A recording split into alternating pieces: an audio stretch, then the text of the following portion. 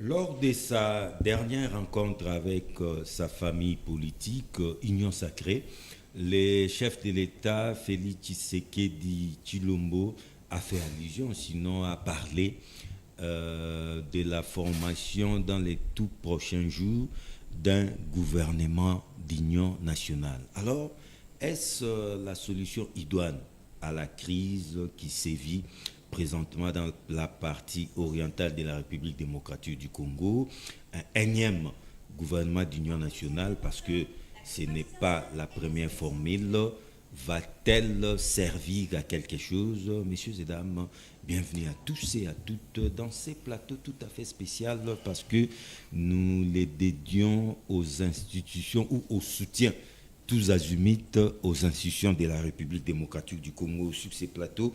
Très heureux de retrouver Madame Dena Lukunku. Elle est la porte-parole du parti Envol. Envol, c'est le parti cher à Monsieur Délice Sanga. Bienvenue. Merci, c'est toujours un plaisir. Je salue les débatteurs et la population. À ses côtés, Monsieur Olivier Sambay. Lui, c'est le coordonnateur national du cercle axiologique, philosophe des formations et enseignants. Bienvenue. Merci, cher John, pour l'invitation. Également honoré de la présence de M. John Kankonda. Il est le président national de PNC. PNC veut tout simplement dire prenons-nous en charge. Bienvenue. Merci, le pari coché du chef de l'État. Merci pour l'invitation. Je profite de ces micros pour souhaiter mes condoléances les plus attristées à notre peuple, à la population de l'Est de la République, nos frères qui sont là-bas, et au chef de l'État lui-même. Et enfin, Joe Mukuna, maître Joe Mukuna, avocat de profession. Il est le coordonnateur national de SOFTA. SOFTA, c'est soutien à Félix Tshisekedi pour l'alternance et mandataire public. Bienvenue. Merci John, merci à tous mes co-débatteurs. Je vois Samba, je vois Madame Dena, je vois John, le docteur, et puis moi-même. Je dis merci également à tous ceux qui donnent leur intérêt à nous suivre cet après-midi. Et puis, nous allons devoir débattre République. J'invite donc les co-débatteurs à mettre l'intérêt de la République au centre. Merci. Madame Dena, j'aimerais ouvrir les balles avec vous, parce que vous avez l'opposition. Le président de la République ouvre une brèche, parce que un empire ou un royaume divisé ne remporte aucune victoire. Il voulait une sorte de cohésion nationale qui peut-être pourra passer par la formation d'un gouvernement d'union nationale. Êtes-vous preneur ou peut-être demandeur aussi? Nous ne sommes ni demandeurs ni preneurs par rapport à cet appel du gouvernement national. Mais madame, il y a péril au lendemain. Toutes les pistes pour s'en sortir sont bonnes. Vous savez, ce que nous voulons mettre au clair, c'est cette nuance-là qu'il y a entre le dialogue et le partage du gâteau. Nous, ce que nous ne voulons pas, c'est ce partage de gâteau-là, justement. Parce que lorsque nous avions été, nous particulièrement en vol, avions été visités par monsieur, je peux dire monseigneur l'abbé Donatien Cholet et le président de l'ECC, il y avait eu une conversation entre M. Délice Sanga et ces derniers. Il y avait eu des préalables, des critiques que nous avions fait, des propositions, et il y avait aussi des prescrits que nous avions donnés, tout justement parce que nous étions d'accord par le fait que nous sommes tous Congolais patriotes, et pour parler nation, il faudrait qu'il y ait un dialogue arbitré par les églises, eux qui sont une maison au milieu du village, pour pouvoir arbitrer justement ce dialogue-là.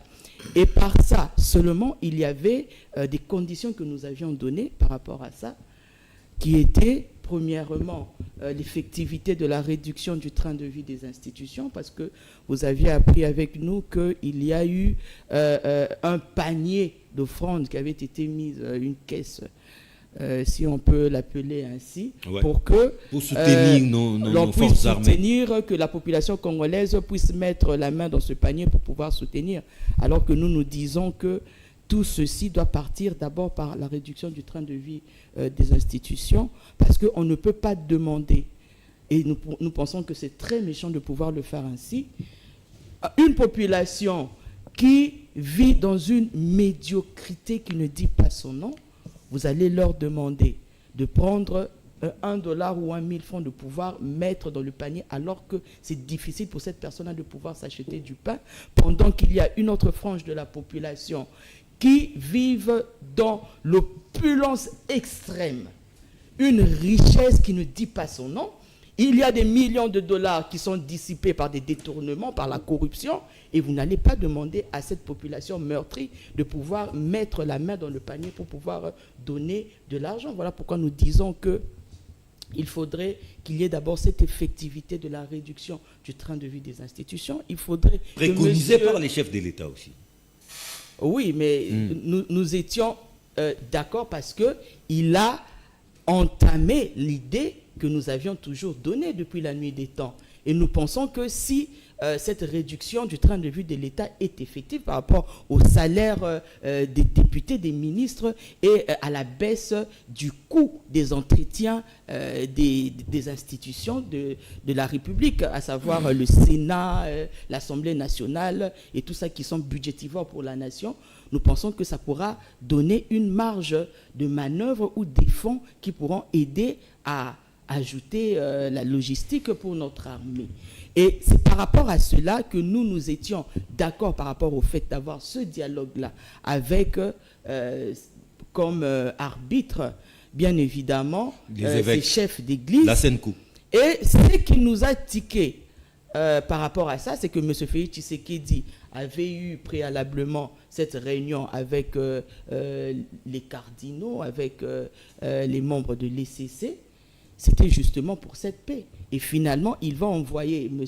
Mouyaya venir dire que la tournée que les deux églises sont en train de faire, ce n'est pas sous sa bénédiction. Oui. Alors nous nous disons avec que raison. Nous ne pouvons pas travailler avec un pyromane. Et ce qui nous a encore tiqué, c'était le fait que M. Félix Tshisekedi, après avoir parlé avec les abbés et les églises protestantes, il va organiser une réunion avec l'Union sacrée pour dire que non, il faudrait qu'on mette en place un gouvernement de la soi-disant unité nationale. Donc pour M. Félix Tshisekedi, pour lui, il se dit, comme l'opposition, c'est l'opposition à PTN, nous avons certainement besoin d'argent, et pour lui, il doit acheter l'opposition, alors que l'opposition est inachetable. Ce que nous voulons, c'est de donner nos propositions en tant que acheter l'opposition, quoi faisons. Mais lorsqu'on fait un partage de gâteau, pour eux, c'est venez, nous allons vous mettre, nous allons vous donner un poste, et c'est à partir de ce poste-là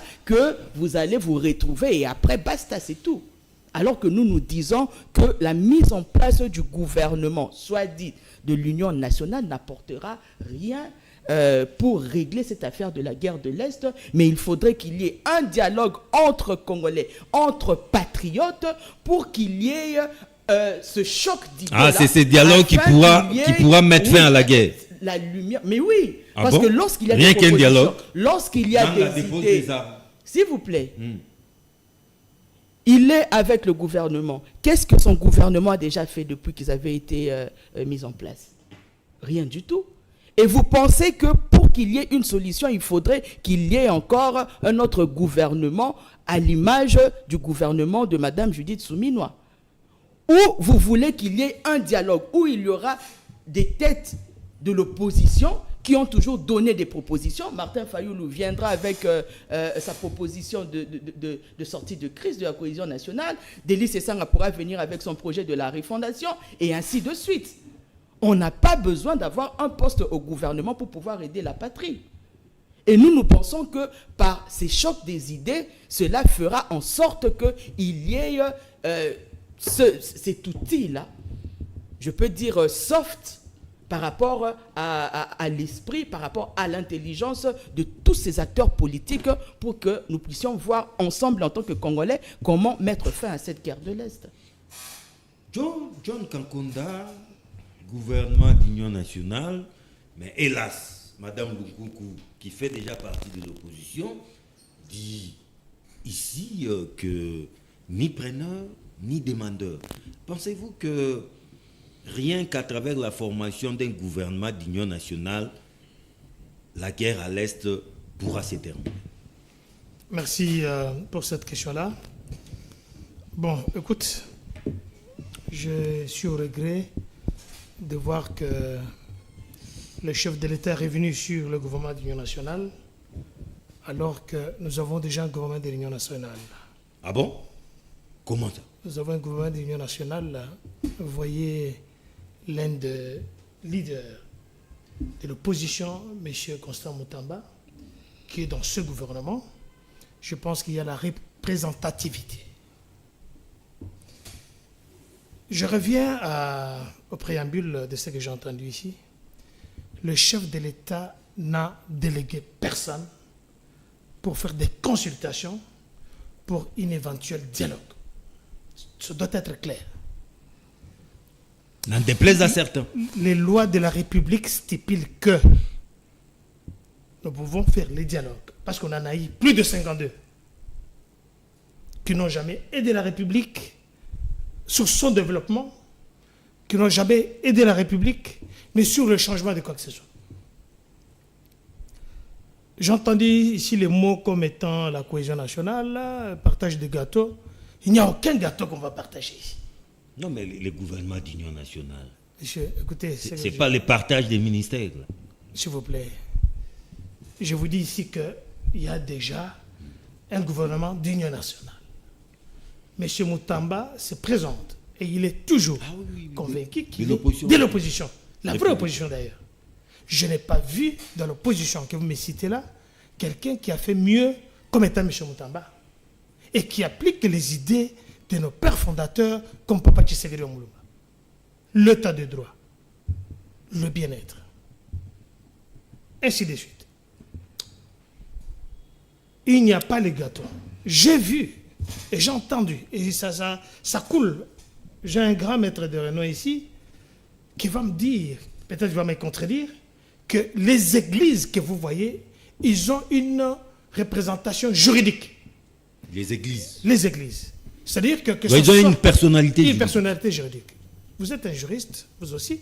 Que ce soit l'église catholique, que ce soit les michonies, que ce soit les centres de réveil spirituels, que ce soit les églises Sankoussar, que ce soit les églises de Mwanasemi. Oui. Ce sont des églises, ils sont sur le même pied d'égalité.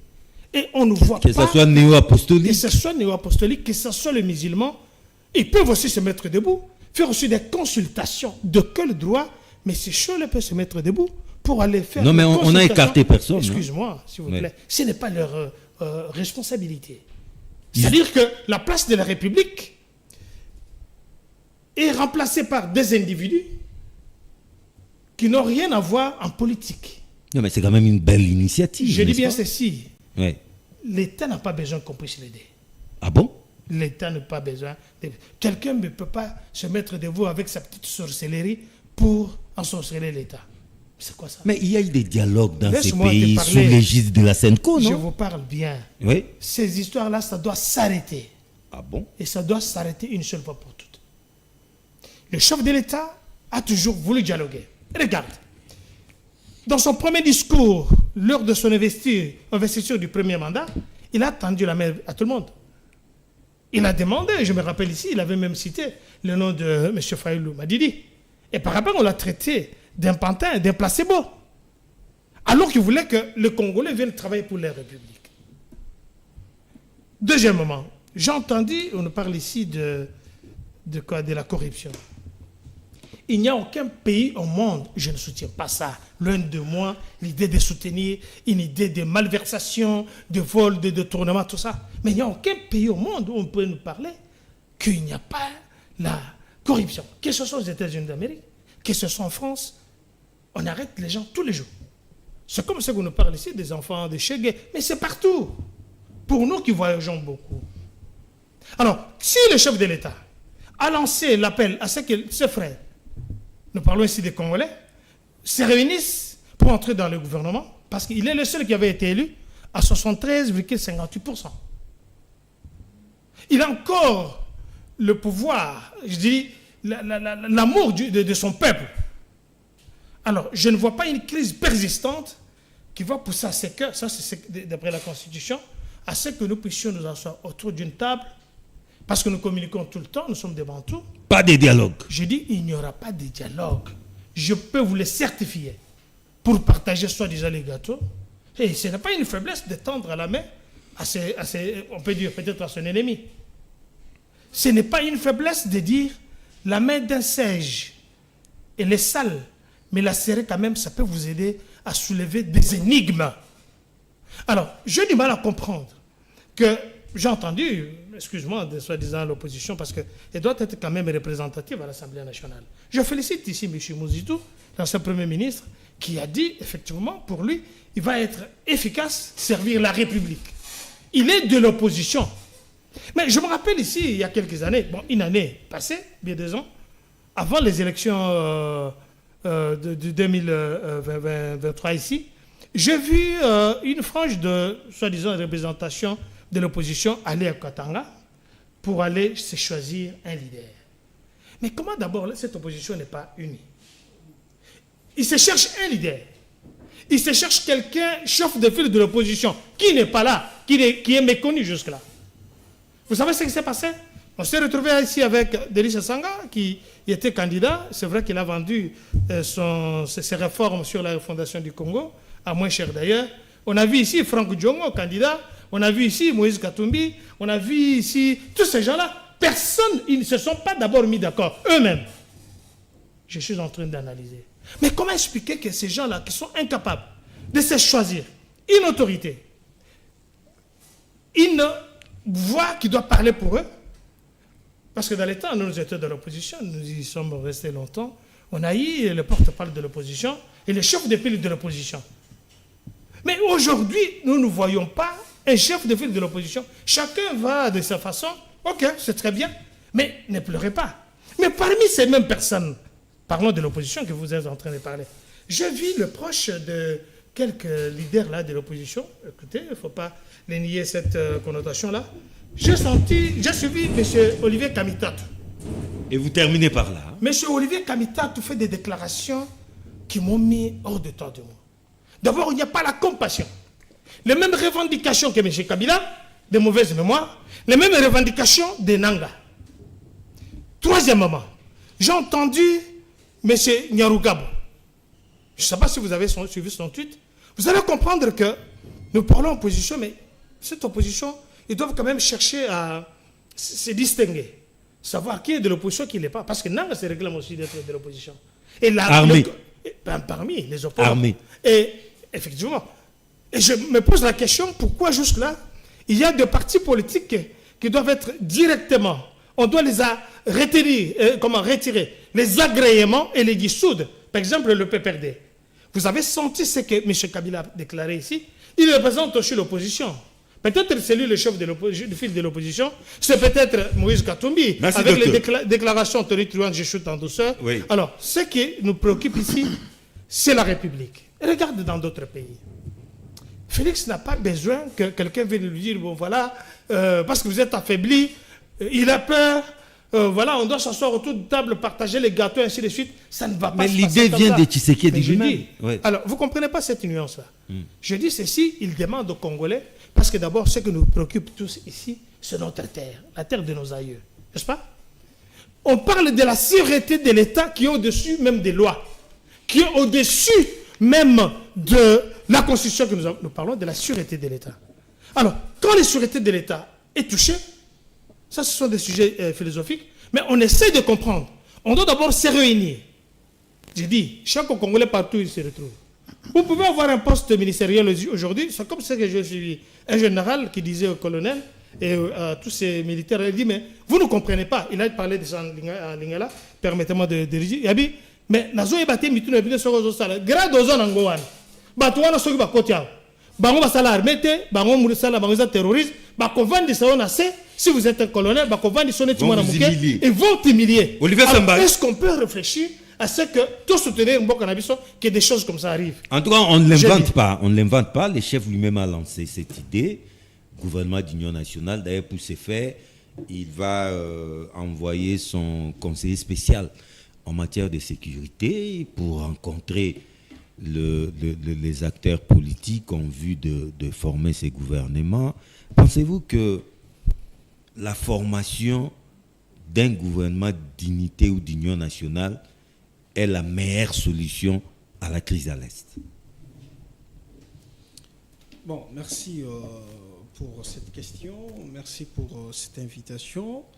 De prime abord, j'aimerais présenter toutes nos compassions à nos compatriotes de l'Est, Goma, Bukavu et toutes les villes et les territoires qui sont sous occupation, mais aussi surtout Bukavu, les tout récents par rapport au cas qui est survenu hier. Oui. D'après les informations des personnes qui habitent Bukavu, qui étaient sur place, la bombe a été déclenchée juste après parce qu'il y a une frange minorité des participants scandait des cris contre les Hostile. hostiles contre les M23 et c'est alors que Ils ont payé cher, hein? d'après ceux qui étaient sur place, parce qu'il y a quand même nos compatriotes qui sont là avec qui nous sommes en contact. Alors c'est quand même décevant d'être habitant d'un pays qui est en train d'être terrassé de la sorte, alors qu'on aurait pu éviter tout ceci si et seulement si on s'était ouvert à la rationalité, à la raison pour que les choses soient faites autrement. Revenons sur votre question. Oui. Vous parlez de Gouvernement d'union nationale. Une vieille recette en RDC. D'autre part, nous parlons aussi de dialogue. Dialogue, ouais. Je commence d'abord par rejoindre ce que Mme Den a dit tout à l'heure, et elle a totalement raison. Pas besoin de poste gouvernemental pour aider la patrie. Elle a totalement raison. Tout ce que nous faisons ici, nous, en tant que société civile, en tant que ASBEL, nous partageons des idées, nous présentons de notre... Non, c'est une façon de minimiser les divergences internes. Cher John. Ouais.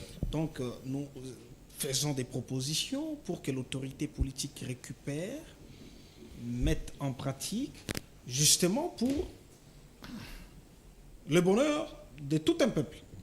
Alors, pas besoin vraiment d'un poste ministériel. Là, j'adhère à ça pour aider la patrie. Alors, docteur John a dit que le dialogue, on va dialoguer avec qui? Mais l'idée du gouvernement national est soutenue, quand bien même que suivant les formats. Non, même là, il a rejeté. Il a rejeté aussi l'idée du gouvernement d'union nationale. Alors, posons-nous quelques questions un peu pertinentes. Le dialogue. S'il faut dialoguer, commençons d'abord par là. S'il faut dialoguer, la finalité serait quoi par rapport à ces dialogues? S'il faut parler du gouvernement d'union nationale, est-ce qu'on peut avoir les gouvernements d'union nationale sans préalablement avoir les dialogues? Convoquer les dialogues? C'est la grande question que je me pose. Parce que je m'inscris en faux qu'il y ait un gouvernement d'union nationale sans dialogue. Il y ait préalablement les dialogues. Parce que, réfléchissons par l'absurde qu'un opposant soit nommé Premier ministre. Ça respecterait quel prescrit de la Constitution? Ça aurait quel soubassement juridique pour que c'est lui-là qui sera nommé Premier ministre puisse occuper la primature? Ne sortent pas de rang de la majorité au Parlement. C'est la raison pour laquelle, durant les mois d'octobre, novembre, décembre de l'année passée, tous les débats autour de la Constitution étaient tels que la Constitution était tout à fait révisable et du fait qu'on pouvait les mettre en époque. Il faut changer cette Constitution. Non, on ne parle pas de changement de Constitution ici. Nous parlons du fait que la Constitution est malléable. On peut faire de la Constitution ce que nous voulons en tant que peuple. Nous avons été en 2017. Nous avons eu 2016, décembre, Badibanga Premier ministre. C'était sur base de quoi? Parce qu'il n'avait pas la majorité au Parlement. C'était sur fond d'un dialogue qui était coché par un document. Il y a une disposition de dialogue de l'OIA, présidée par Ndem Kodjo, qui avait permis à ce que, voilà, Badibanga soit nommé Premier ministre. Nous arrivons au mois de mars, lorsque Sami,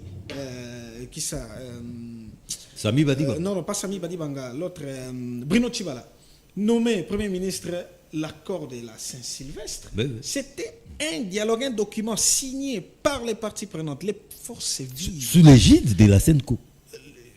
Exactement. Et rejeté aujourd'hui. Les forces vives de la nation, tout le monde était signataire. Et ça a permis à ce que l'une des dispositions de ces documents-là, comme étant un pacte temporaire, social, Mais mettant au frigo la Constitution. Oui, on met la Constitution au frigo, en époqué, parce que le salut du peuple est au-dessus même de la Constitution. C'est juste un document, on s'arrange, voilà comment on va gérer les pays. C'est un papier. On constate à un certain moment, non, ça ne va pas, Constitution, stop. Venez, dialogue, tout le monde. Parce que c'est nous, la population, le peuple, qui gérons la chose publique, personnalisée, représentée par une frange des personnes qui incarnent les pouvoirs politiques. Alors, comment on parlerait du gouvernement de l'Union nationale sans évoquer préalablement les dialogues? Par quelle formule? En tout cas, je réfléchis, je ne vois pas.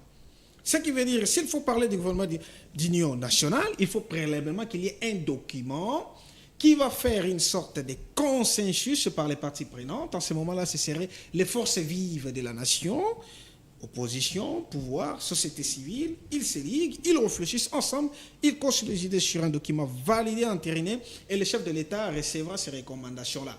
Vous allez vous rendre compte que le chef de l'État ne prend pas part au dialogue, mais ce sont des forces vives. Et puis on présente les recommandations au chef de l'État, comme Joseph Kabila avait fait, pour exécuter les recommandations qui seront issues du dialogue. Donc, je suis en train de me poser la question de savoir, peut-être que nous aurons des réponses par l'autorité politique. Comment est-ce qu'on va composer le gouvernement d'union nationale sans préalablement qu'il y ait le dialogue? Alors, deuxième énigme. Dialogue. S'il faut dialoguer, on va dialoguer avec qui? Ah oui, les participants. Qui sont ces participants? Qui seront les participants à ces dialogues?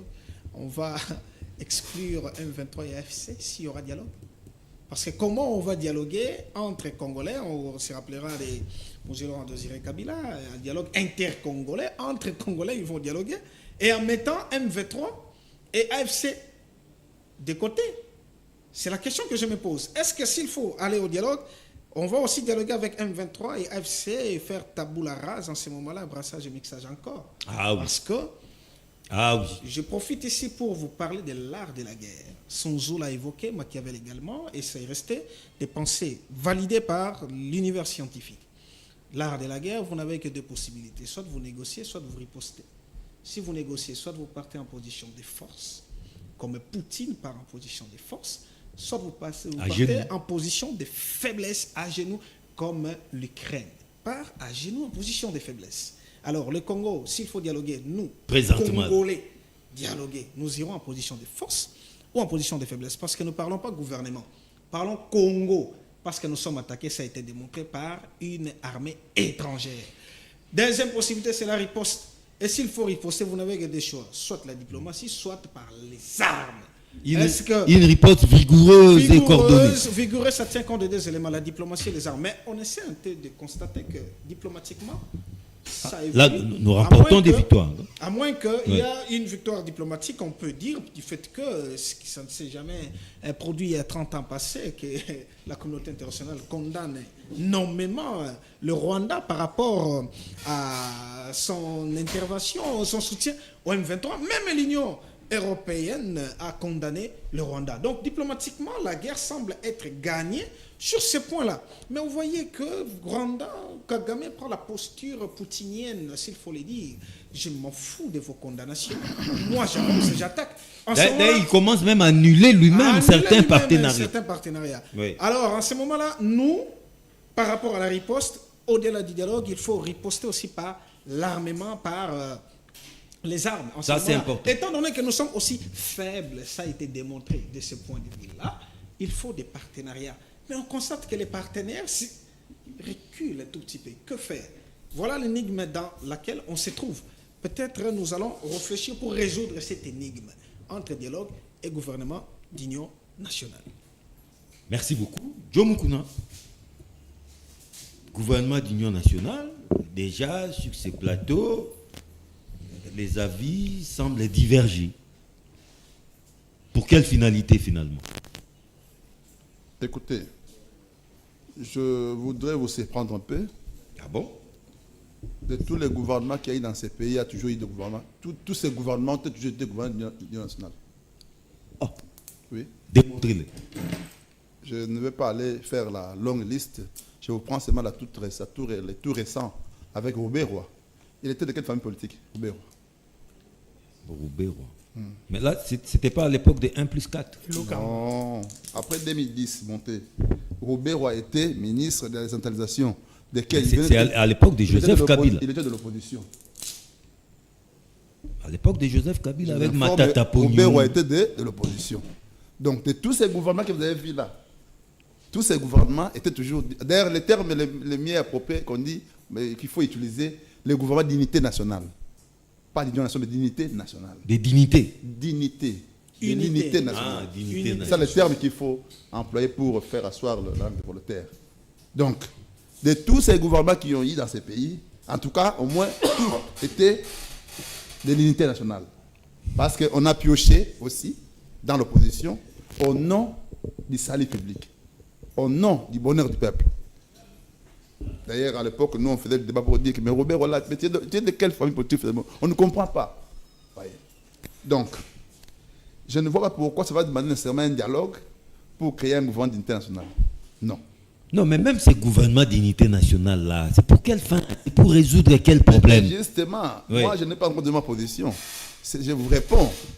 Je lague d'abord certains éléments que j'ai entendus ici pour dire qu'il faut d'abord un dialogue pour qu'il y ait un gouvernement d'unité nationale. Non, pas nécessairement. Le président Philippe peut se décider un matin et dire, écoutez, je vois dans Moutamba des compétences pour servir la nation. Moutamba, si tu peux travailler dans ce gouvernement. Il appelle et travaille, c'est tout. Est-ce qu'il faut te vendre dans la maison, tout sur le salaire, dialogue? Non, non. Et quand le président a dit, si vous suivez bien ça, son discours, il a dit, mais et aussi, il a laissé l'espace à ceux qui vont refuser. Il a dit que oui, hein. Pour ceux qui seront d'accord avec nous, vont venir. Ça veut dire que nous ne voyons pas pourquoi on doit réunir les gens pour un dialogue. Non. Nous avons déjà beaucoup de problèmes. Non, mais il faut même harmoniser les vues, n'est-ce pas? S'il y avait des problèmes à l'interne, oui. D'abord, je vais faire d'abord... Parce que Olivier Samba a soulevé un problème. Oui, je vais d'abord donner la matière. Oui. Vous savez pourquoi on va souvent au dialogue avec l'opposition politique? Souvent, dans notre pays, de tous les cas qu'il y a eu, c'est parce qu'on était soit en fin mandat, on voudrait créer un glissement. Je vous donne le cas d'exemple. En 92, avec la conférence nationale souveraine, Mobutu n'avait pas de mandat. On organise le dialogue et en fin de compte, ça a couché quoi? À une transition de 7 ans. Si vous vous souvenez encore. Oui. Transition de 7 ans. D'ailleurs, c'est l'AFDEL qui a mis fin à cette transition. Voilà. Nous arrivons ici à Kabylie avec Bilo Robena qui a dit Saint-Sylvestre. C'était pour avoir une transition de 2 ans. Au lieu des élections en 2016 et 2018. Fin 2018. Voilà. Donc, maintenant ici, dites-moi, si on va faire les dialogues aussi, aujourd'hui ici, c'est pour aboutir à quoi? Aller en transition, parce que nous sommes dans les mandats. Autant de ce que de drap. Autant de les draps, cassés. En ce moment, on dira, bon, on va au dialogue, on décide, Delis, c'est ça, comme il aime des dialogues. Il va se retrouver là avec Matafa, le papa, on décide, bon, il sera Premier ministre, il sera, et ainsi de suite. Pas de problème. Et enfin, du sort du mandat. Donc, légalement, c'est que n'a pas intérêt, même l'obligation aussi, à pouvoir voter dans le protocole de dialogue. Non. Mais nous avons des problèmes au pays. Notre problème, c'est quoi? C'est que le pays est agressé. Derrière l'agression, il y a aussi des pantins qui sont là. Toujours. Pour qui nous refusons, avec qui nous refusons de dialoguer. Parce que nous disons qu'ils ne sont pas responsables de s'assumer par rapport à ce qu'ils mènent comme action. Donc, par rapport au dialogue, je me dis de tous les dialogues qu'il y a dans ces pays, ont abouti soit au glissement, soit à un nouvel ordre politique. Mais ici, là, qu'est-ce que nous voulons? Parce qu'on a eu les élections. Les mandats de Tshisekedi courent encore. Il a encore ces 3 ans qui restent. 2 ans et demi. Ok, qui restent. Mais vous voulez qu'on organise le dialogue pour avoir quoi? Mais je pensais que mes co-débatteurs devaient s'orienter vers la question de l'Est. C'est là où l'essence du dialogue va devoir même l'idée. Et puis là, je vais devoir répondre. Mais apparemment, ils ont laissé de l'autre côté, ils viennent ici. Ah, donc les dialogues, peut-être, c'est pour mettre fin à la guerre. Peut-être si on pensait comme ça. Oui. Non, on dialogue pour mettre fin à la guerre. On doit approcher notre frère Nanga qui fait la guerre. Et comme ça, on va dialoguer pour trouver les pourquoi de la guerre et pourquoi ne pas. Tout ça, ça c'est bien. On pouvait en tout cas réfléchir. Ah, donc dialoguer avec Nanga. Non, je n'ai pas donné ma réponse. J'ai dit, si on venait avec une telle idée, c'est ça la démarche qui est en train de mener les évêques, que nous avons aussi réfuté. Donc, ça veut dire, pour moi, parler au dialogue, parler de Martin Fayoulou, parler de Sanga à l'interne ici, je ne trouve pas les cadres institutionnels organisés pour ça. D'abord, de deux, les institutions sont assises, installées, et c'est bien, ça fonctionne très bien. Je ne vois pas comment on peut venir avec ce soit des dialogues à l'interne. Mais plutôt, les gouvernements de l'Union nationale ne dépendent pas du dialogue. Parce que de tous les gouvernements qu'on a dans ces pays, étaient toujours de l'unité nationale. Parce qu'on a pioché dans l'opposition. C'est ça l'essence. Hein? Quand on parle d'unité nationale, c'est-à-dire on va à l'Assemblée nationale. Non, mais de l'opportunité d'un tel gouvernement pendant cette période. Une meilleure question. Oui. Mais je crois que quand le président Blika a annoncé l'opportunité d'un tel gouvernement, ce n'était pas aujourd'hui. Bukavu n'était pas tombé. Goma n'était pas tombé. Non, Goma était tombé. Non. Non, pas encore. Pas encore. Il faut bien suivre l'histoire. Lorsqu'il a réuni l'Union. Non, mais ce n'est pas ça. Mais toutes ces deux villes étaient tombées. Le président annonce au mois de mars en 2024. N'est-ce pas? La mise en place d'un gouvernement. D'un remaniement, il parlait de remaniement ou bien changement du gouvernement, une histoire comme ça. C'était déjà avant. Donc ça n'avait rien à voir avec Goma. Maintenant là, celui qui a conçu son plan, il dit, bon écoutez, je mettrai en place un gouvernement, un autre gouvernement, parce que c'est lui qui est le, comment on appelle ça en français, le maître d'école. C'est lui qui a la cotation de chaque ministre. C'est lui qui a, en fait, les résultats de son gouvernement. Il s'est dit, mais est-ce que, ici on a failli, on a gagné, on a réussi, mais si je pense qu'il doit changer le gouvernement, c'est lui. Donc, mais maintenant l'hypothèse de l'Union nationale, parce que ça sort de sa bouche, ça vient hier à la cité de l'Union africaine. Pourquoi il doit le dire en ce moment? L'Union nationale, c'est-à-dire faire appel aussi aux opposants. C'est ça, c'est que ça veut dire. Mais c'est ça que ça signifie, non? Oui. Mais pourquoi il doit le faire en ce moment? Si le président estime que parmi les opposants, il y en a qui s'adonnent corps et âme, qui prennent les problèmes du Congo à bras le corps, qui se soucient du Congo. Mais pourquoi en ce moment? Pourquoi en ce moment? Mais c'est parce qu'il y a d'abord une ouverture. Il vous dit quoi? Il avait annoncé avant qu'il y aura changement du gouvernement. Et maintenant, les situations extérieures accompagnent sa philosophie pour penser qu'il fallait à tout prix réaliser ses projets, mais et que dans l'opposition, il y a des gens qui sont aussi forts, bien installés, capables de pouvoir apporter quelque chose, il doit les prendre. Et ce discours-là a un auditoire. Vous connaissez son auditoire? Lesquels? Son auditoire n'est pas les Fayoulou, non. Son auditoire, c'est l'Assemblée nationale. Pourquoi? Pour vous dire que mais vous, qui allez réclamer que non, c'est notre gouvernement. C'est notre gouvernement de la majorité. Je vais devoir élargir les champs pour prendre aussi ceux qui sont ailleurs. Alors ne me créez pas de problèmes. C'est ce que ça signifie. Parce que ce gouvernement doit être investi. Justement, je avec quelle majorité? Je vous parle ici, je parle politique. Ces messages-là, un auditoire. L'auditoire, c'est qui? C'est l'Assemblée nationale. Écoutez, vous les députés, je sais que la règle veut que c'est votre gouvernement. C'est l'émanation de vous. Mais je vais violer les règles. Mais je vais élargir les champs parce que j'en ai le pouvoir. C'est le discours. Non, c'est pas. Au nom de quel principe? Non, ce n'est pas la violation des règles. Oui. Je vous donne un exemple. Le président applique, la majorité c'est pour lui, non? Bien sûr. Mais il veut prendre Moutambala. Il dit, bon, écoutez, viens ici, tu es Premier Vous ministre. devenez Premier ministre. Mais il fait quoi? En ce moment, il fait quoi? Il agit sous le sein de la majorité. Non, mais la Constitution dit que le Premier ministre doit sortir de la majorité à l'Assemblée nationale. Oui, vous allez parler. Oui. Donc, ça veut dire tout simplement que les messages là à un auditoire, c'est les députés. Tant que nous sommes dans un cadre institutionnel organisé et établi, qui est l'Assemblée nationale, d'où viennent les députés, d'où viennent les ministres, d'où viennent les gouvernements, d'où vient le gouvernement plutôt. Merci, Joe. C'est à vous, n'est-ce pas, de prendre conscience que bientôt là, je devais ajouter aussi d'autres personnes. Mais pour résoudre quel problème, là vous allez me répondre après. Okay. Un tel gouvernement, c'est pour résoudre quel problème. Madame Dena Lukunku, après cette premier tour de table, quelle est votre réaction? J'ai entendu M. Jomo Kunaisi défendre la contradiction et M. John Kakonda qui veut s'engouffrer dans des débats d'individus. Mais lorsque vous parlez de Moutamba, vous aviez cité son nom, je pense qu'à maintes reprises, lorsqu'il y a un ministre qui lui-même s'avoue vaincu, en disant que la justice est morte.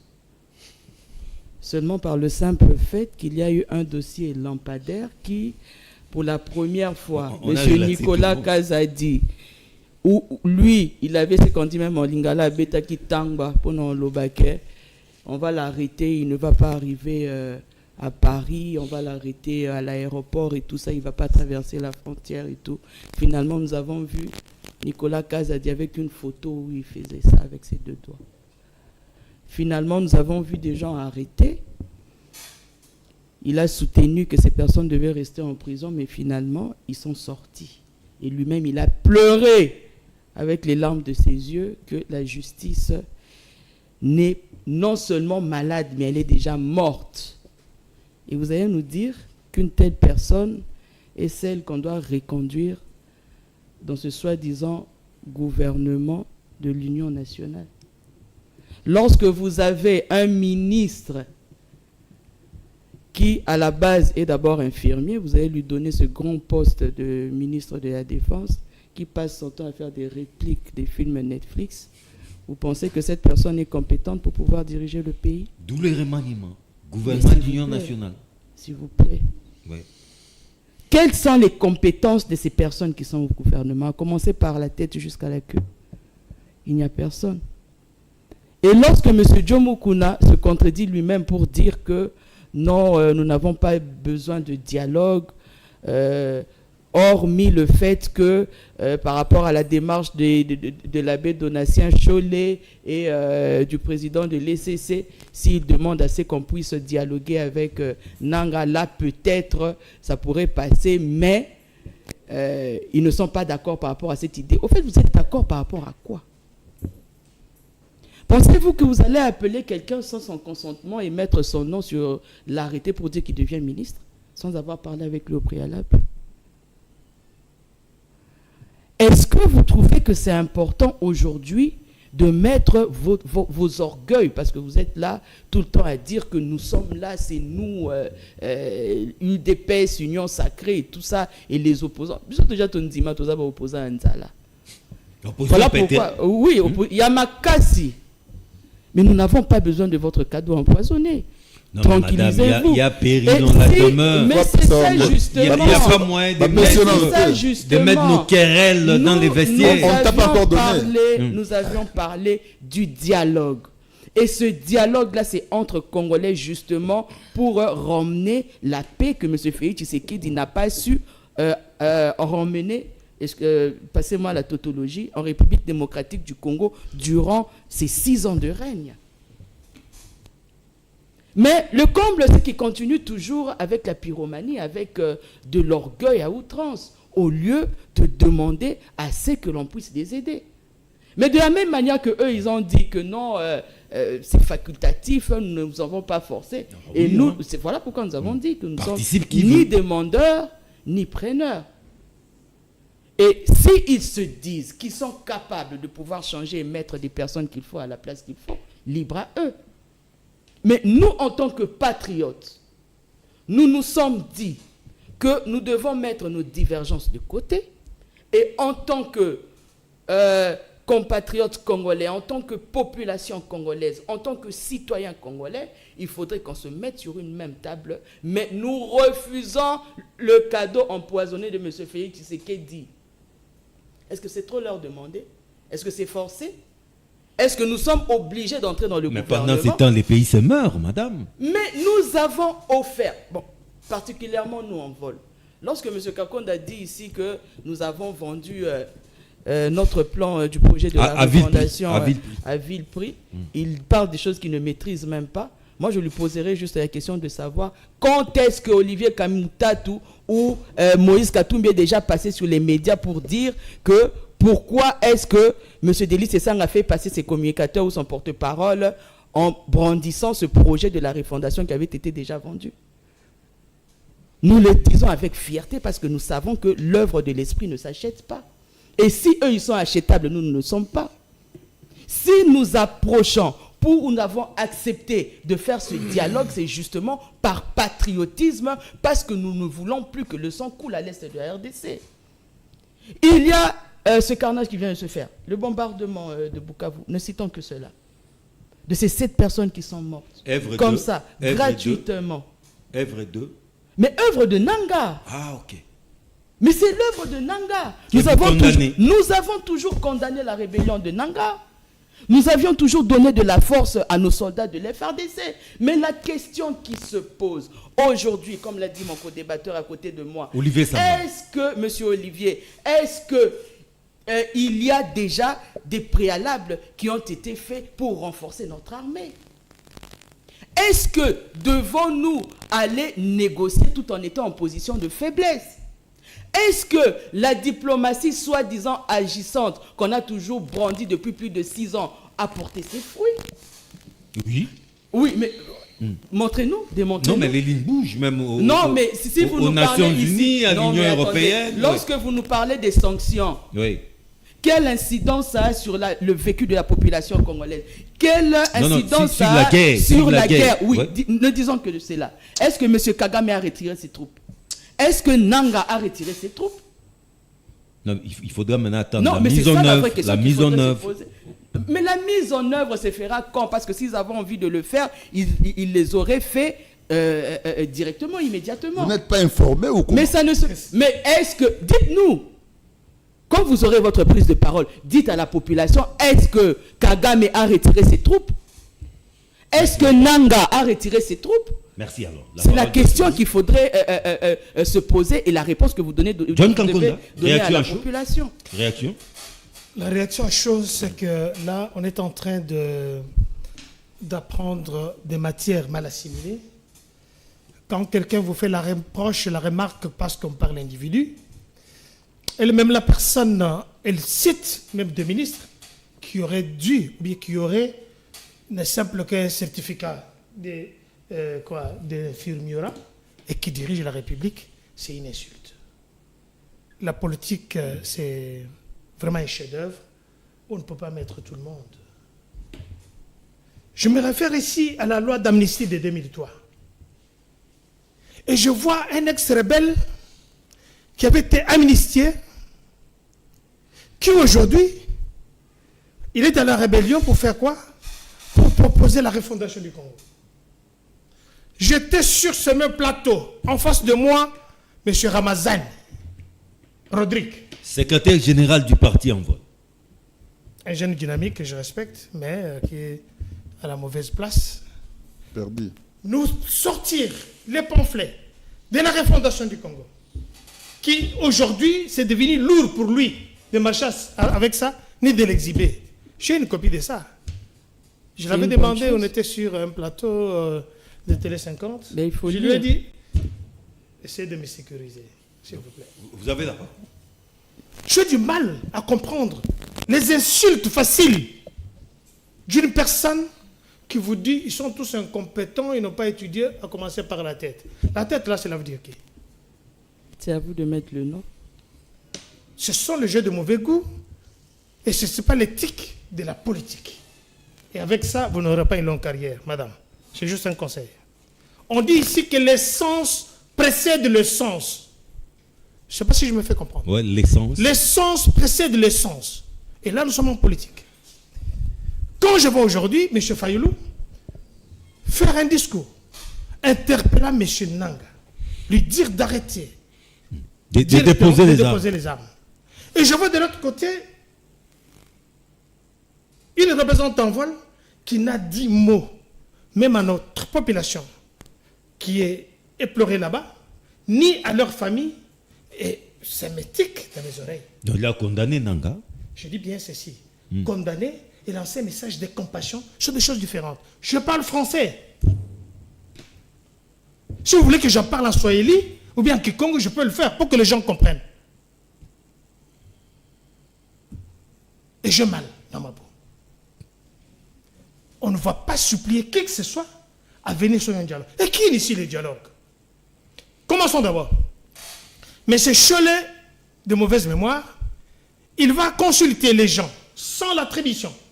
Il va même au Rwanda au moment où la population est en train d'être calcinée, tuée à Goma. Il va voir M. Kagame. Regarde le sourire qu'il a. Que contre Kagame? soutenu par l'envol. Nous allons dialoguer avec les Rwandais, c'est ça? Parce que c'est le dialogue inclusif. Bolamba, Boya, Tokoyate. On ne vous a pas appelé au dialogue. Il n'y aura pas de dialogue, madame. Tout comme eux aussi ne viendront pas au gouvernement. On ne les a pas imposés. Je dis bien, on les a. Mais à cette allure, où allons-nous? Le gouvernement, c'est le travail. S'il vous plaît. À cette allure, où allons-nous? Je Le vous gouvernement, dis, c'est le travail. ce n'est pas vous qui êtes à la commande. Dans les temps de crise, quand il y a les mauvais temps dans un bateau, tout le monde se tait, ils observent le commandant. Mais lorsque le commandant ne rassure pas... Vous pensez que Oui. ce Sang a une solution de rechange? Mais c'est de un l'expérience? C'est un Congolais. Excuse-moi. Oui. Il ne faut pas m'interrompre à tout moment. Non, Excuse-moi. c'est un échange. Je ne veux pas personnaliser le débat, mais je vous cite quand même le point. Quand vous voyez M. Fayoul, il est de l'opposition. N'est-ce pas? Non, lui, il est résistant. Les autres, tantôt, ils sont des résistants, tantôt, ils sont de l'opposition. Là, je comprends, il y a jusque-là. Je ne sais pas comment les identifier. Mais quand quelqu'un prend le courage, il se dit, je demande à Nanga de déposer. Alors qu'ils étaient avec Nanga, ils ont fait beaucoup de réunions ensemble, ils ont cogité ensemble. Quand vous le voyez aujourd'hui, il dit, il se désolidarise de ces messieurs, ces parias, un pantin qui est juste utilisé. Comme un frère l'a dit, il a juste pénétré. Vous gardez le reste pour la conclusion. Permettez, Oui. je vais citer en douceur, permettez. Quand vous voyez M. Mouzito de l'opposition, ce sont des têtes de l'opposition que nous voyons ici. Ils disent parce que la République est attaquée, on ne peut pas rester tous bouche cousue, nous devons parler. Mais quand vous voyez les mêmes prêtres, allez voir M. Nanga, avec l'appui de quelques opposants, ils entrent dans la salle. Ces prêtres que j'ai respectés quand nous étions petits, ils se mettent debout quand Nanga entre. Un criminel, un tueur, un sanguinaire. Ils se mettent debout et ils sont très joyeux, trop contents au moment où la population et les gens n'ont pas encore enterré leur mort. Vous voulez qu'il boude Nanga? Je dis ceci. Oui. Je dis, ce monsieur, c'est un aventurier, c'est un criminel. Je dis que c'est un criminel. Merci. Quelqu'un qui crée la désolation. J'aimerais bien vous Je dis que je conclure. suis en douceur. Je vais chuter. Tout là. est communication. Vous voyez un monsieur Cholet se mettre debout quand Nanga entre. Autour de lui, c'est les Rwandais. Mais c'est répugnant. Ça sent mauvais. Et surtout le coup de main qu'il se sert avec Kagame. Où monsieur le cardinal Ambongo a déclaré que son leadership, ça l'impressionne. Il ne l'a pas dit. Pourquoi vous tuez mon peuple? Entre-temps, jusque-là, on n'a pas encore fait nos deuils. Ces gens, ils doivent être interpellés. par Olivier la police Sambay. Et ils doivent être jugés. Visiblement, c'est une véritable tour de Babel autour de cette table. Hein? Vous n'avez pas cette impression-là? Pas seulement autour de cette table, mais la situation actuelle, la situation politique actuelle du pays. À l'image du pays, quoi. Voilà, ça va dans tous les sens. Je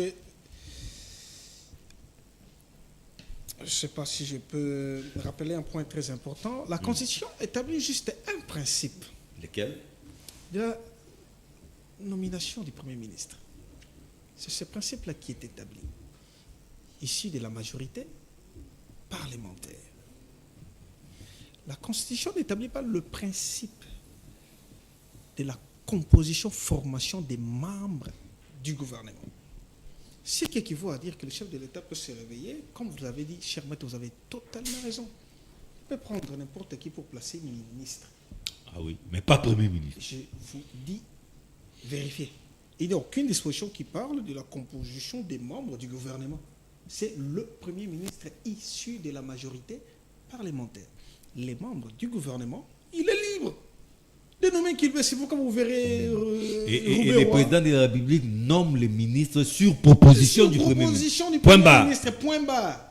Ça peut être les mécènes, quelqu'un qui est technocrate, qui s'y connaît dans son domaine, qui n'a rien à voir avec la politique. Ça peut être un sportif. Et ça s'est fait partout. Je prends les cas actuels. Elon Musk, il est de quel parti? Voilà. C'est un homme d'affaires. Mais attention. Ça, c'est les systèmes américains. Non. Elon Musk n'est pas à colorer républicain ou démocrate. Il vous souviendra qu'il n'avait même pas voté pour Donald Trump. Quand Non, là, c'était... Il a voté pour... Non, mais cette fois-ci, il a voté pour Trump. Cette fois-ci, Donald Trump. Mais avant cette fois-ci, en 2020, il a voté pour qui? Il avait voté pour Joe Biden. Vous comprenez? Alors, ce qui veut dire qu'à un certain moment, on réfléchit, on parle de personnes capables partout où ils se trouvent. On les prend, on les nomme membres du gouvernement. Moi, j'ai présenté un souci que je considère comme une énigme. Et si jamais, dans ces gouvernements d'unité nationale, il y a par exemple un grand opposant qui est proposé Premier ministre. Ça c'est énerver la Constitution. On s'appuierait en ce moment-là sur quelle disposition, sur quelle base juridique, je ne dirais pas légale, base juridique qui pourrait permettre à ce que l'on puisse entériner cette nomination-là par l'auditoire, vous avez aussi raison, l'Assemblée du président de la République qui est l'Assemblée nationale. L'Assemblée comprendra en ce moment-là que nous, députés, nous avions pris part aussi à ces dialogues-là. Moi, président de l'Assemblée nationale, les membres du bureau, nous avons pris part au dialogue, nous avons signé en tant que membres de l'Union sacrée, et ces dialogues-là, l'accord, conscience que le chef de l'État nomme un Premier ministre ici de l'opposition, ça prend toute la forme. Merci. Si jamais on nommait un Premier ministre, ça respecterait quelles dispositions? C'est là où était ma préoccupation, et non sur la composition des membres du gouvernement. Vous chitez alors? Alors, je chite pour dire ceci, faisons très attention aux sanctions de la communauté internationale. Contrairement à madame, je réfléchis, j'ai fait une approche métaphysique de la question. On donne des sanctions contre le Rwanda, mais sur terrain, ils avancent. Quand on donnait les sanctions, c'était Goma. Mais aujourd'hui, même Bukavu est tombé. Posons-nous la question, quelle est l'efficacité actuelle des sanctions? Mais ces sanctions n'avaient pas une telle ampleur. Laissez-moi. Non, ça n'avait pas une telle ampleur, il faut le reconnaître. Laissez-moi avancer, j'ai posé les prémices. C'était des sanctions à demi-mot. J'ai posé les prémices lors de ma première prise de parole pour vous dire l'art de la guerre. Quand on riposte diplomatiquement et on riposte aussi du point de vue de l'armée. Diplomatiquement, nous avons des résolutions ou des résultats à moyen ou à long terme. Ce n'est pas immédiat, ça n'a jamais été immédiat. Sauf exception. On a condamné la Russie. La Russie n'a jamais dit non, j'arrête parce que j'ai reçu des condamnations des États-Unis, de l'OTAN, que sais-je encore. Ce qui veut dire qu'il faut faire très attention. Les sanctions de la communauté internationale, c'est bien bon, mais ça ne résout pas les problèmes immédiatement. D'où le deuxième volet de la riposte qui consiste à s'armer lourdement pour contre-attaquer.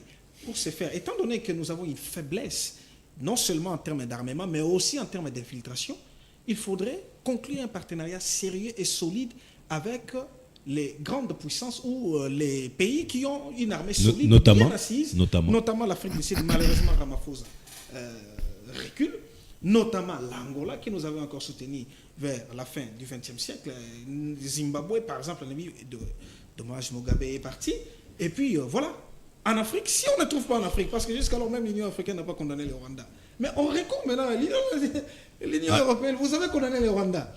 Les Nations Unies, vous avez condamné le Rwanda. Donnez-nous aussi des armes pour bouter dehors. Parce que vous leur avez demandé des sorties, ils ne sont pas sortis.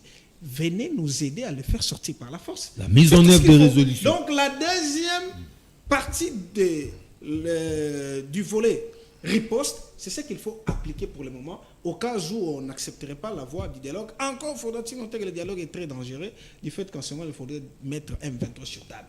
John Mukuna, ce gouvernement-là va résoudre quel problème? Merci. Les questions d'efficacité et de bonne gouvernance, ce sont des questions de routine. Et ça rentre dans le cadre de l'évaluation. Donc, pour un bon chef, il peut avoir mis à placer un gouvernement. Après une année, il dit, non, écoutez, parce que je vais atteindre tel objectif, je vais le démettre pour changer. Tout à fait. Donc, ça ne doit pas être une question mystérieuse que vous me posez, non. Ce sont des questions d'efficacité et de bonne gouvernance qui peuvent jouer à ce qu'on change le gouvernement. Mais, ici, je voudrais que quand nous sommes au plateau de télévision, tel qu'un plateau comme celui-ci, que nous ayons les deux pieds sur terre. Sinon, il y a des téléspectateurs qui nous suivent, qui viennent en cours, il entre et tout, dès en train de parler, il dit, écoutez, il a raison. Non. Il faut répondre aux questions. Moi, quand je prends la parole, je consacre mes 5-10 minutes pour répondre aux questions des téléspectateurs qui sont transmises par vous et vous nous les reposez. J'ai dit qu'il n'y a pas d'interdit par rapport au chef de l'État, n'est-ce pas, de pouvoir créer un gouvernement national. Les chefs peuvent tout se permettre. Ils peuvent le faire parce que de tous les gouvernements qu'on a dans ces pays, tous étaient union nationale, de l'unité nationale. Parce qu'on a pioché aussi dans l'opposition. Même l'actuel, là, que nous avons maintenant, a en son sein les gens de l'opposition. Mais il y a la piste qu'on m'a mis à l'œil par rapport au Premier ministre. C'est pourquoi j'ai parlé de l'auditoire. La règle, c'est ça au niveau du Premier ministre. L'auditoire, là, c'est qui? Ils sont les députés. Ils disent, écoutez, moi, je vais changer. Parce que je suis votre chef. Je suis votre chef. Votre majorité ici m'appartient. Je vais changer maintenant. Mais vous devez entrer dans ma logique. Ils ont dit sa logique. Si vous ne voulez pas, je vais dissoudre ça. C'est ça la politique. Oui, c'est la politique. Si pendant cette période. Oui, si vous ne voulez pas, c'est ça la politique. Maintenant, ça sera une crise dans la crise. Non, c'est ça le pouvoir qu'il a. Il dissout et puis il met en place. C'est pas la dictature, c'est vrai. Non, mais la Constitution le prévoit, non? Et après, nous irons encore aux élections. Écoutez, l'énigme pendant qu'il y a, cette période. Attendez d'abord. Moi, je parle science et politique et constitution. L'énigme qu'il y a dans la Constitution, c'est le respect de la volonté du chef par les députés. C'est ça l'énigme qu'il y a. Donc c'est une assemblée aux ordres. Non, mais il a la majorité, pourquoi? Ce sont mes députés qui sont acquis à ma cause. Qui doivent obéir au doigt et à l'œil. Vous pouvez dire ce que vous pouvez dire, mais... Même s'il violerait la Constitution. Non, chacun est responsable devant la Constitution. Donc quand vous violez, il y a des sanctions pour vous. Tout à fait. Donc je ne parle pas des cas de violation de la Constitution. Oui. Je parle des cas de ses prérogatives. Oui. Il vous dit, écoutez, moi je voudrais avoir ça, pour me permettre de bien gouverner, de bien gérer la nation. Même si c'est contre la Constitution. Non, mais pourquoi tu parles d'éventualité même si Mais je oui, suis- ça peut je ne suis pas Exactement. dans ça. Je suis dans ce qui est permis. Il faut tout inclure. Ce qui est permis est Là, c'est que bien. les présidents appliquent pour mieux travailler. Tout à fait. Il a besoin d'une majorité acquis à sa cause. Cette majorité, on appelle aujourd'hui l'union sacrée. C'est pour lui. Oui. Et quand il vous dit, écoutez, je vais faire un vote d'union nationale. OK? Oui, chef. Et c'est tout. Avec un premier ministre de C'est l'opposition. l'opposition. C'est là l'énigme dont je fais allusion. Exactement. Donc, difficile à s'il résoudre. faille qu'on parle du dialogue, Ouais. je vous dis déjà que non, ce dialogue-là pouvait être bienvenu, mais on en aura combien? Parce que nous avons d'une part, de l'autre côté, la guerre, à l'Est, avec les pantins du M23. Les pantins rwandais, qui s'appellent M23. Donc, vous trouverez normal, aujourd'hui, on vous invite, vous, l'opposition, parce que vous voulez avoir le pouvoir, on vous nomme Premier ministre, on vous nomme ministre, devant un abino après, demain, les pantins restent là. C'est pourquoi nous on dit, ici à l'interne avec l'opposition, il n'y a pas une crise. Est-ce que nous avons une crise avec vous? Non. Oui, il y en a Mais pas. pourquoi un Mais gouvernement Non. Oui. Les gouvernements union nationale, c'est par rapport à l'efficacité. Ça, c'est le mode de gestion. C'est les présidents publics par rapport à l'efficacité. Mais par rapport au dialogue, c'est là qu'il faut qu'on mette les points sur les i. Ne faites pas le parallélisme entre gouvernement et dialogue. Non. On peut organiser un dialogue aujourd'hui qui n'aboutit même pas à partir des postes. Bon, admettons les plans de refondation de la fameuse, les fameux plans de refondation vendus Du parti en vol. Vendu, on me confirme que c'est déjà vendu. Bon, ces plans-là de refondation, s'il prend ça, il donne au président de la République, il peut l'utiliser comme étant son programme, non? Pour le bien de la République. Je reviens à vous pour la conclusion. Non, je termine parce que vous me prenez tous les minutes, hein, mon cher. Je reviens. Donc, quand je dis, il pouvait donner au président de la République, il pense et il l'utilise pour le bien de la République. Ce monsieur a roulé beaucoup avec son fameux plan de refondation-là. Je ne sais pas, finalement, il l'a vendu, comme on me confirme ici. Mais si il était un monsieur gentil pour la République, il allait remettre aux dirigeants. Premier ministre, prenez ça. C'est vrai vous de ça. Parce que je vais voir les pays aller d'avant. Mais elles ne le font pas, c'est du mensonge, de la tricherie, du plagiat. Il n'y a rien là-bas dedans. Hein? Il n'y a rien. Merci beaucoup, merci. Madame Lukunku, pour atterrir en beauté, en 60 secondes, ça sera votre conclusion. Placez juste les mots de la fin. Ce que je pourrais dire, c'est que lorsque vous avez en face de vous des co-débatteurs de l'Union sacrée qui ne font que se contredire à tort et à travers, vous avez M. Gilbert, M. Kakonda qui dit que non, c'est ça, il raconte sa vie au fait. Nous n'avons vu aucun président de la République depuis Lumumba jusqu'à ce jour, comme M. Félix Tshisekedi, qui a touché ou bien qui a pris des photos, 100 avec Kagame. Vous pouvez nous brandir... Mais c'est pas interdit. S'il vous plaît, laissez-moi... Mais c'est un président de Mais alors, Rwanda. est-ce que lui, il a déjà vu où il peut nous brandir une photo où il y a Kagame et ses Sam? Oh. Mais brandissez-nous. C'est ça, on n'a jamais été président de la République. Lorsque vous dites que Moutamba... Mais et quand on vous dit que non, vous êtes ami à Kagame parce que vous avez déjà dit que c'était un partenaire fiable, alors arrêtez de chercher à désinformer ou à manipuler la population par rapport à ça. Allez dans l'essentiel. Oui, mais je vais à l'essentiel. Ce que je dis aussi, c'est essentiel parce que vous ne devez pas désinformer ce qui doit être dit.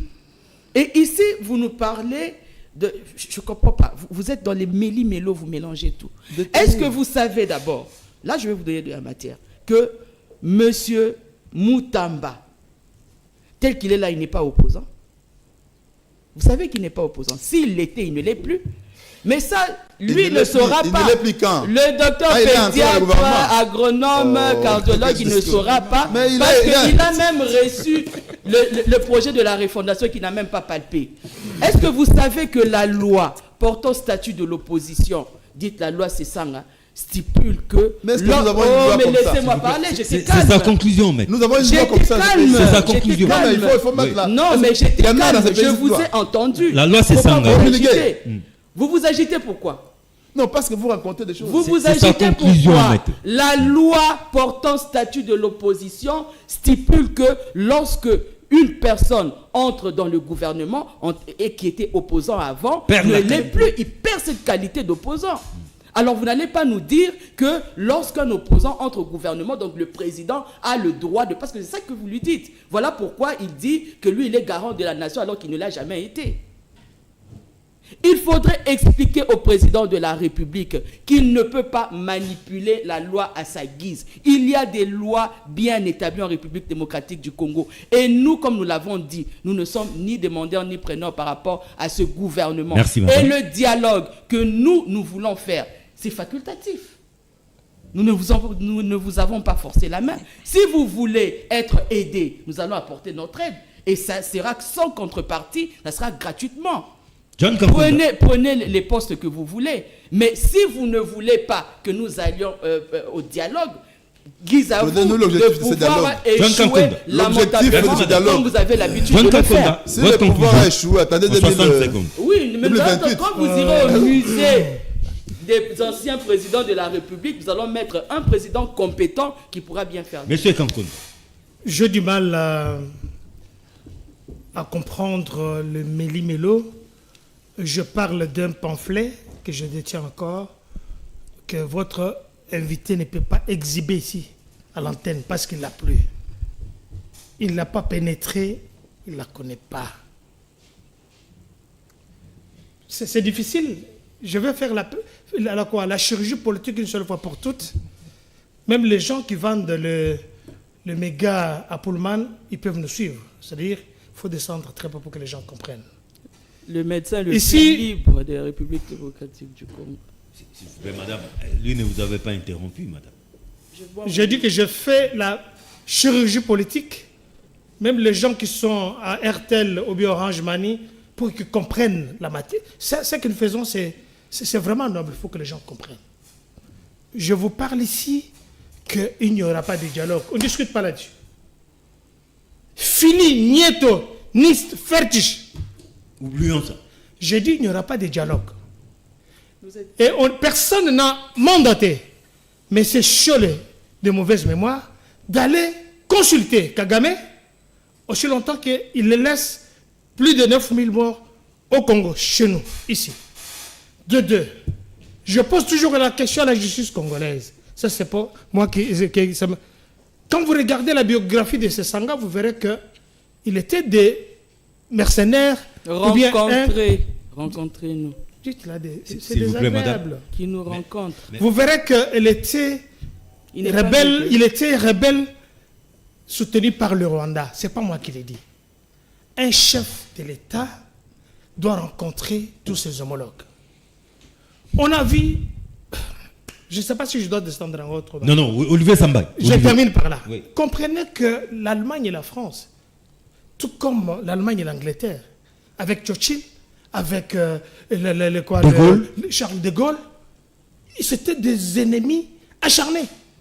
Parce que l'Allemagne partage 9 frontières comme nous ici. Aujourd'hui, l'Union européenne, son soubassement, sa fondation, c'est sur l'Allemagne et la France. Ouais, les deux là. Quand aujourd'hui, le message que nous allons passer ici, 30 ans, ça suffit. Le Congo et le Rwanda sont censés vivre ensemble jusqu'à l'éternité. 30 ans, ça suffit. Kagame dégage. Olivier Samba. 30 ans, ça suffit. Conclusion. Kagame dégage. Voilà. Olivier Samba. En conclusion, je ne proposerai pas les concepts dialogue. Je proposerai les concepts consultation ou concertation. Dans ce sens que, pour rejoindre ce que Mme Dena dit, donner des idées, des propositions, on n'a pas besoin des postes, prenez pour transformer la République. En ce moment-là, c'est concertation, consultation, tête à tête, c'est Sanga réfléchit, présente à Tshisekedi ce qu'il pense. Tshisekedi prend, voit ce que Fayulu va présenter et les autres, et lui, en tant que président en exercice, il décide. Parce que ne nous méprenons pas. S'il faut parler dialogue, c'est dialoguer avec M23. Et dialoguer en ce moment-ci, c'est partir à genoux. Et en ce moment-là, on revient... Dialoguer avec les Rwandais ou les M23? Non, on dialogue avec ceux qui nous attaquent. M23, c'est qui? Mais c'est AFC. toi, non? C'est AFC M23. On ne parlera pas Rwanda. Si on parle Rwanda, c'est processus Nairobi et Rwanda. Là, on parle de Rwanda. On ne parle pas de M23. C'est ça le processus Nairobi et Rwanda. Mais les dialogues ici, on va dialoguer avec le Rwanda comment? Les dialogues à l'interne. En interne, mais on va associer M23. Pourquoi? Rapidement, je rappelle. Dialogue Sand City. Mais il y avait des rebelles, non? Quand il fallait dialoguer, mais ils étaient tous aussi autour de la table. Tous ceux qui avaient Le maître de G même. tous ceux qui avaient des armes. Les RCD, les MLC. Et c'est la raison pour laquelle jusqu'aujourd'hui on parle de cette constitution comme condition de la belligérance. Il y avait des Rwandais qui étaient RCD, Bemba et les autres, tous qui étaient dans la guerre. 2016, quand on a évoqué la question des dialogues, c'était simplement parce qu'il y avait les opposants qui étaient contre Joseph Kabila. Il fallait se réunir. Mais cette fois-ci, on va dialoguer avec qui? John Mukuna. Voilà. Maintenant, ce que nous pouvons demander à ceux qui attendent les dialogues, M. Sesang, Fayulu, qui encore Katumbi. C'est lui Katumbi. de M23. Toute là, cette opposition-là qui attend, Comment c'est ça? Willingom. Non, pardon. voilà, c'est ça le nom. Willingom. Sorry. tous ces opposants non armés qui attendent les dialogues, nous ne pouvons que leur dire une chose. Laquelle? Soyez tous derrière le chef de l'État, soutenez-les pour qu'on botte d'abord les ennemis dehors. Et puis viendra le temps de parler à l'interne. Parce que chez nous en Afrique, nous discutons toujours. Nous parlons toujours. Surtout que pendant Tshisekedi, c'est un monsieur qui reçoit tout le monde. C'est un monsieur pas conflictuel. Il est prêt à recevoir tout le monde. J'ai un informe à Madame Coucou. Si c'est ça, on n'aura pas le temps de suivre. Vous allez le dire, qu'il se rallie derrière le chef de l'État. Avec une personne Pour qui n'a qu'ensemble, jamais été loyale. ne parlons pas de sa vie. personnes. Ne parlons pas. Il s'agit du Congo. Il s'agit du Congo. C'est la personne Donc, qui dirige ou c'est le Congo qui dirige? Prenons l'hypothèse où Tshisekedi mauvais. Donc, vous allez tuer le Congo parce que Tshisekedi est mauvais. Non. On vous a Il s'agit, tendu notre main. Vous il avez s'agit de notre pays qui est menacé. Le régime en place, c'est un régime qui est en cours de mandat. Et qui va passer. Et il va passer aussi, les autres viendront. Donc, pour vous qui voulez le dialogue, je pense à ce moment ici, allez vers le chef. Tendez-lui la main pour dire, chef, nous sommes venus. Nous attendons Vous qu'il allez... passe d'abord. Non, Martin Fayulu Qu'il avait fait passe. ça autrefois. Attendez d'abord. Martin Fayulu avait fait ça autrefois. Avec un plan de sortie d'une histoire comme ça, qu'on avait dirigé à l'Assemblée nationale. Il était plus cohérent que vous. Qu'il le Donc, fasse. Merci beaucoup, John non, Mukuna. je le disais pourquoi. Parce que, vous voyez, tous les rebelles, tous ceux qui ont été dans la rébellion, le premier réflexe qu'ils ont, c'est sauter sur l'occasion pour chercher à se faire Merci donner à tous mes un poste. invités. C'est ça le Jean-Pierre danger. Bemba, C'est ça le Lambert danger. Mende, Vendredi prochain. André Mbata, Puisse Dieu bénir tout le ce Congo et monde-là. son peuple. Au Voilà. revoir.